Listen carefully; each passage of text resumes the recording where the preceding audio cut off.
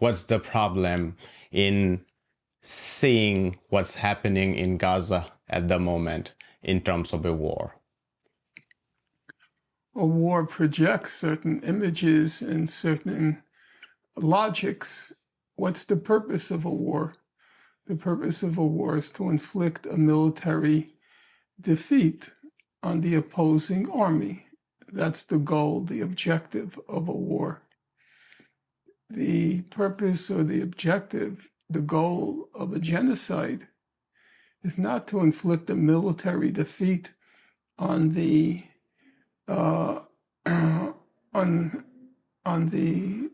other belligerent. The purpose of a genocide is to eliminate the civilian population. The whole purpose of what's called the laws of war, the whole purpose, it's usually called, in technical terms, it's called international humanitarian law. It's often abbreviated as IHL. In colloquial parlance, it's the laws of war. The whole purpose of the laws of war is to minimize civilian casualties while trying to achieve a military victory.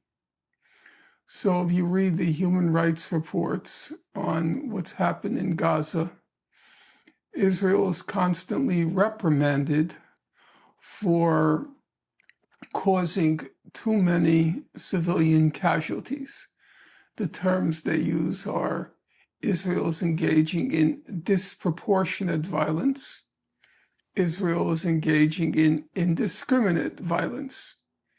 And so the implication is that if only Israel would engage in discriminate violence, if only Israel would engage in proportionate violence, then everything would be fine. Then it would be obeying the laws of war, and it would pass muster. But if you're engaging in a war of genocide, the whole point is to use disproportionate violence. The whole point is to be indiscriminate, because you're not trying to defeat an enemy army. You're trying to eliminate the civilian population.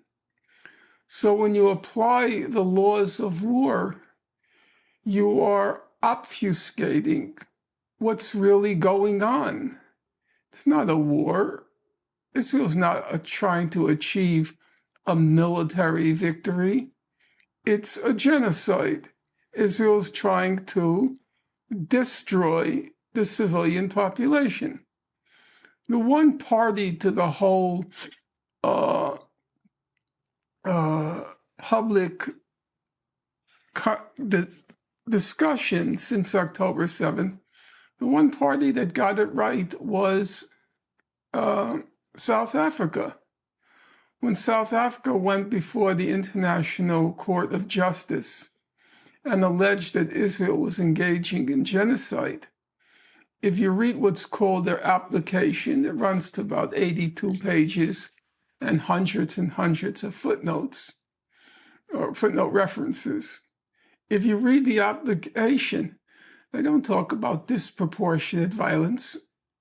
They don't talk about indiscriminate violence. They talk about violence designed to destroy the civilian population.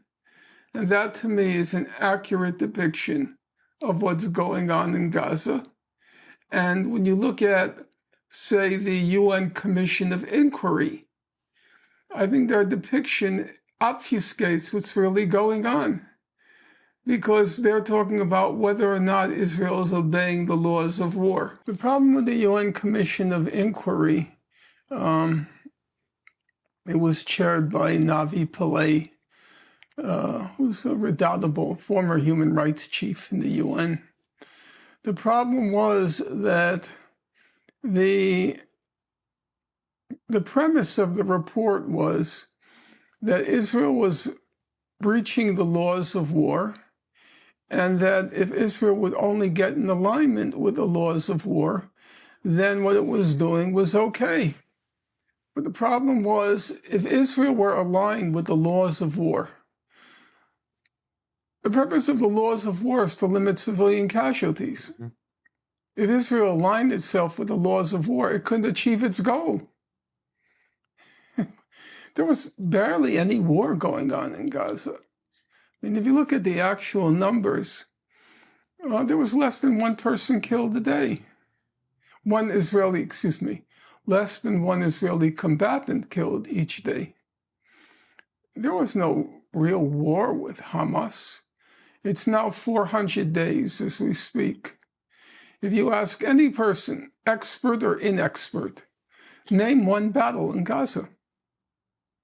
Name a battle. There's no battles. Nobody reports battles. I was curious if this analysis that there is no battle in Gaza is very peculiar this time. By this time, I mean after October 7. Or would you apply this framework even to the previous events or demolition jobs, which they call operations, let's say Operation Costas?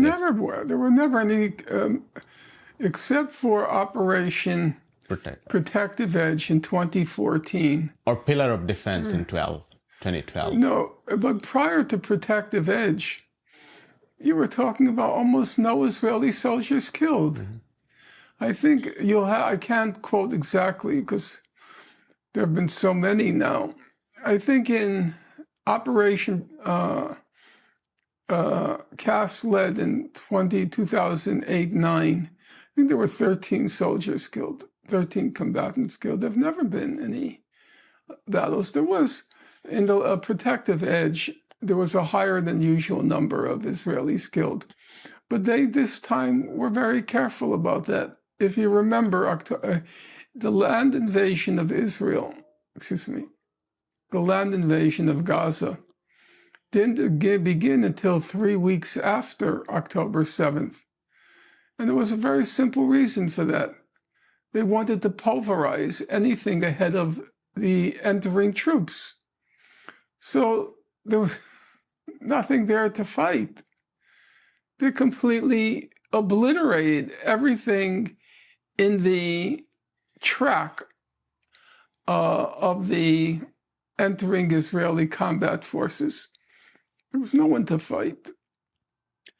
I was reading through your second chapter of your upcoming book, and you were arguing that the Navi Pillay Commission makes this horrendous mistake of... I don't think it was a mistake. I think it was the wrong framework. Right. It adopts this wrong framework. Mm-hmm. And there were places where you invoke a comparison with the Holocaust. You say that, would it be fair to think of the Holocaust as a war? Would you explain? Sure. Look, my parents, I don't like to play the Holocaust card and the fact I'm the son of survivors. But on the other hand, it did have a very big impact in my life. And it would be as if I were to disown my past. And it was a subject of daily conversation at home. And one of the things that really irked my mother was when people would refer to what she endured as a war. And she was very emphatic. She'd say, it was not a war. It was, I remember the words, this was not a war, it was an extermination. She said we were like cockroaches. Every time the exterminator would shine a light on us, we'd run in the other direction, and they'd shine a light on us and we'd run. She said we would scutter like cockroaches.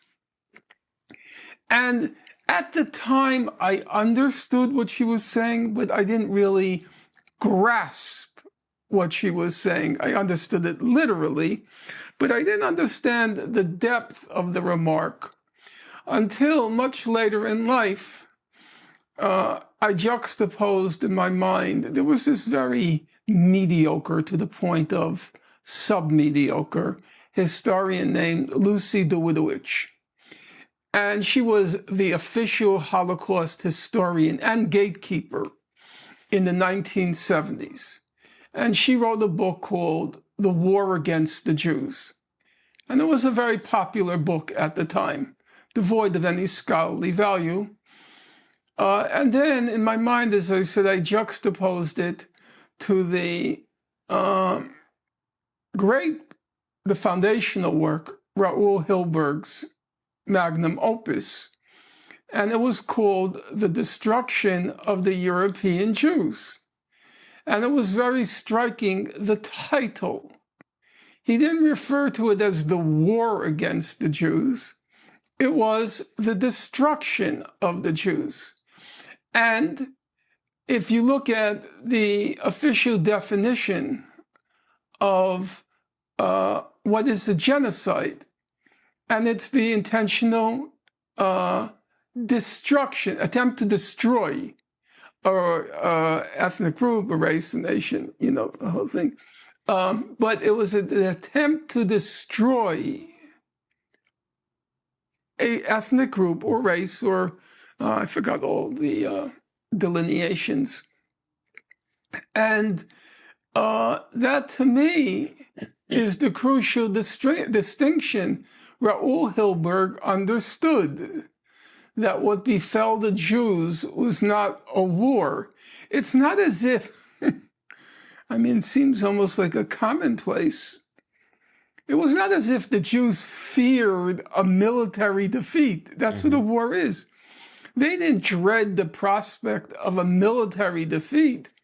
They dreaded the prospect of their complete annihilation. And so the whole terminology of a war just obfuscates what is actually unfolding before our eyes.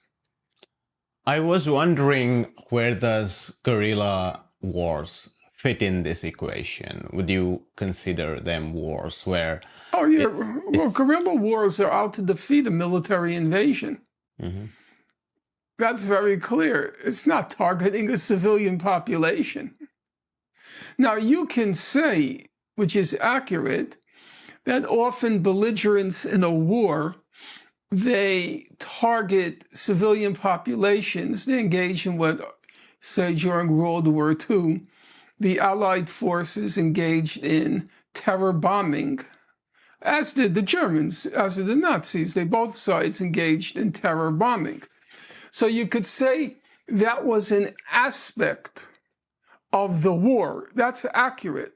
Mm-hmm. You could say that the terror bombing was designed to inflict enough death and destruction of the civilian population such that the civilian population would rise up and oppose and, seek an end to the conflict.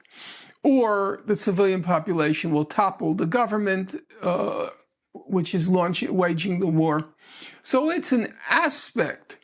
But even when you're engaging in the terror bombing, it's in order to inflict ultimately a military defeat.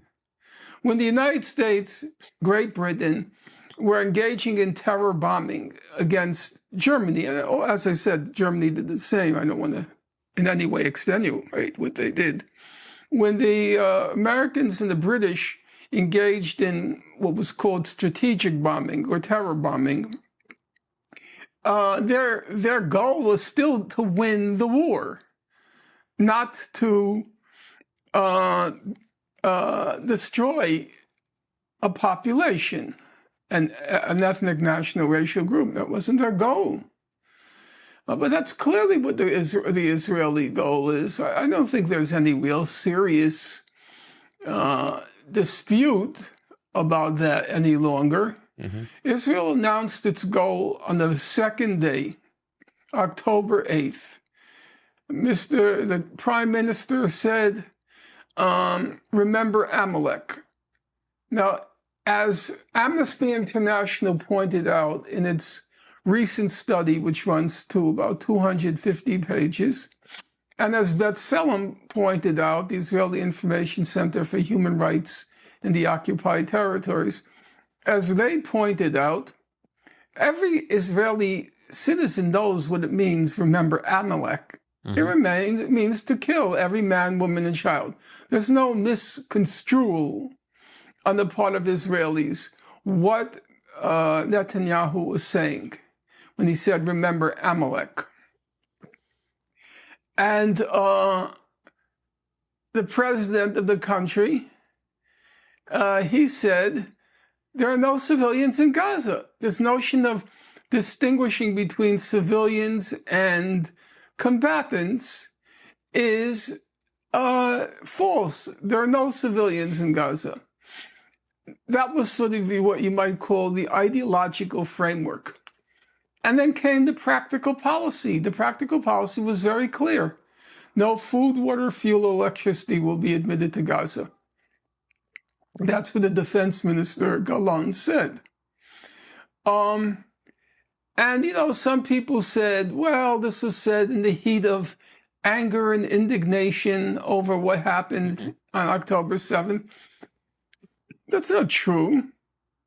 First of all, you can compile now a very hefty volume of simply statements made at every level of Israeli society, from the top to the bottom, and across from left to right. There's no left in Israel, but from one extreme to the other, there's not. It's a very small spectrum, but across the spectrum, from top to bottom and across the spectrum, you can collect statements, which keep coming, by the way. It's not as if they've ceased to use genocidal language. And secondly, till today, they implemented the same policy. It's not as if after suddenly realizing that they had acted and they had reacted in such, genocidal ways, they corrected their ways. That's not what happened. What happened was they were using starvation as a weapon of war. They were targeting children in the heads and in the skull and in the chest. They were systematically killing journalists, systematically targeting health workers, systematically targeting UN workers, systematically either denying humanitarian aid or targeting the humanitarian convoys when they went into Gaza, systematically denying water to the population, systematically targeting civilians when they told them to go to the south or go to some, what they called safe area, targeted them en route to the safe area, targeted them when they reached the safe area. The only thing that constrained them was, on occasion, if you read, I can't remember I think that was the Lee Mordechai. He's the Israeli historian, Princeton-trained historian. His area is Byzantine Empire, but he knows what he's doing. He knows how to do research. And if you read the report, periodically the United States would whisper in Israel's ear, "You're going a little too far." Doesn't look good. It's not a good look. So they would put little constraints here and there on Israel's genocidal plan. But other than that, they pursued the same plan from from day one until the present. What you are effectively saying is that the terror bombing in Germany or even North Korea, or one can even think about Fallujah in Iraq, even Vietnam, was terror bombing on a very large scale. But nevertheless, they had a military objective. Yes. And this is what's going on in Gaza is strikingly distinct from them in the sense that they resemble more like the extermination of the Jews. And it's very similar. And that's where you said there is no Gaza. I think on a fundamental level, it's similar. I don't want to make comparisons because I do believe quantity does turn into quality at a certain point. I think the figure is of of the 7 million Jews under Nazi control during World War II, 6 million were killed. So the percentage was very high. So I want to be careful about it, the comparisons, but at a fundamental level, namely, who are you targeting?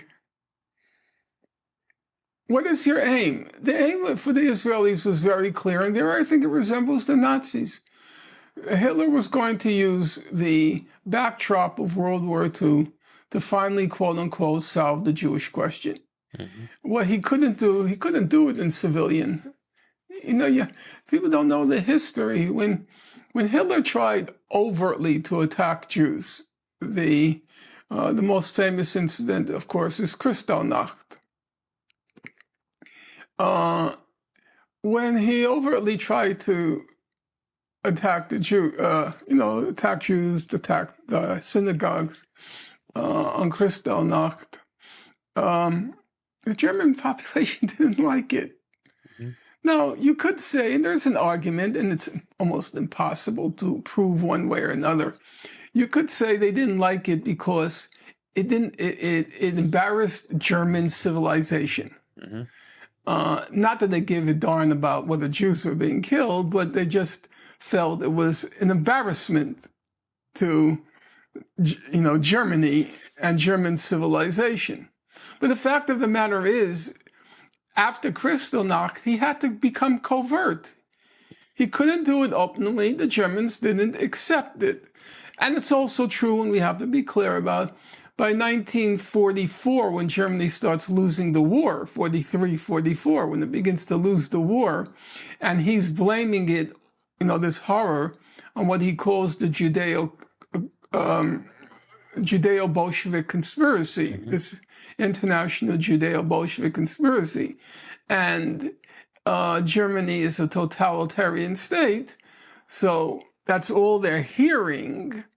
And they're hearing about all these German soldiers who are dying in the Russian winter. They were dying they were dropping like flies. So they hardened, their feelings hardened about the Jews. No question in my mind about that. Their feelings hardened about the Jews. But the fact of the matter was that you couldn't carry out the genocide in broad daylight. In the case of Israel, I'm sorry, you can. The population was already so deeply steeped in anti-Arab racism before October 7th. Already Arab life was very cheap in Israel. We saw that during all of the Israeli quote-unquote operations, where typically 92% of Israeli Jews supported these operations, which were just high-tech killing sprees. So already the magnitude of dehumanization of the Arabs was at a very high amplitude. So when October 7th happened, and they were shocked, no question, it was a large, by any reckoning, a significant number of civilian casualties, on the order of 800, something in the order of 800. It's a very large number. So they were not only tolerant of the genocide, they were relishing it. Relishing it. Prime Minister Netanyahu understood that his unpopularity increased with each massacre that he carried out each day. There came a point, Prime Minister Netanyahu was very attentive to the media cycle in the United States. He knows how news works in our country. And the moment Kamala Harris was announced as the Democratic candidate for president, all of the news coverage homed in on the presidential campaigns. And Gaza rapidly dropped to what we used to call in the United States below the fold in the newspaper, because a broadsheet was folded up and the important news was above the fold. And the donations that were coming into the Democratic Party became the headlines. Yes, that was the Democratic campaign. The presidential campaign was above the fold. And so he knew then he had a free hand to do whatever he wanted in Gaza. And he was doing a massacre a day. I mean, there came a point, I think everybody who followed the subject will remember, where people stopped even saying anything about it. It was 50 people killed today, 100 people killed the next day, 120 the next day, 60 the next day, in one shot. Nobody even cared anymore. And he was just doing it, in my opinion, because there was nothing really left there. Mm-hmm. He was just doing it, part to kill as many Palestinians as he could, but also because it's a crowd pleaser. If you read, I have all the stuff behind me so I can easily reach for it. If you read Lee Mordechai's dossier on the genocide in Gaza, the Princeton-trained historian who I mentioned a few moments ago, the most harrowing pages, in my opinion, the most harrowing pages are when he describes the moral degradation of Israeli society and the moral degradation of the Israeli army. And he describes one video after another video, after another video, after another video, after another video that's posted on the web by the Israeli soldiers of what they're doing there, and the glee, the relish. So, I think the genocide was easier to carry out in Israel than it was in Nazi Germany. I think that's a fact. Hi, my name is Ayushman. I, along with Jyotisman, have started this platform. In the last 2 years, we have tried to build content for the left and progressive forces. We have interviewed economists, historians, political commentators, and activists so far. If you have liked our content so far and want us to build an archive for the left, I have 2 requests for you. Please do consider donating for the cause. Link is in the description below. Also, if you are not able to do so, don't feel sad. You can always like our videos and share our videos to your comrades. Finally, don't forget to hit the subscribe button.